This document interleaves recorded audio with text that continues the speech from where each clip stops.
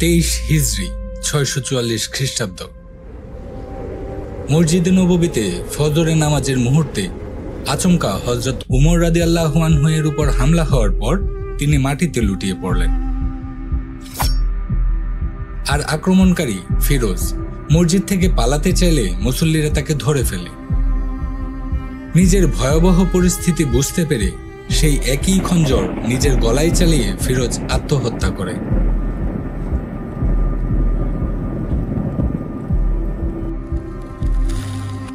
এরপর মুসলমানরা আঘাতপ্রাপ্ত হযরত উমর রাদিয়াল্লাহু আনহুকে বহন করে তার বাড়িতে নিয়ে যায়।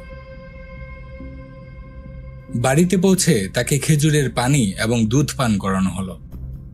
যখন তিনি তা পান করলেন, সেই তরল খাদ্য উমর রাদিয়াল্লাহু আনহুর ক্ষতস্থান দিয়ে বেরিয়ে আসতে শুরু করে। এটি দেখে হযরত উমরের চিকিৎসক বললেন, ইয়া আমিরুল মুমিনিন, আপনি আল্লাহকে স্মরণ করুন, কারণ এমন অবস্থায় আপনার জীবন রক্ষা প্রায় অসম্ভব।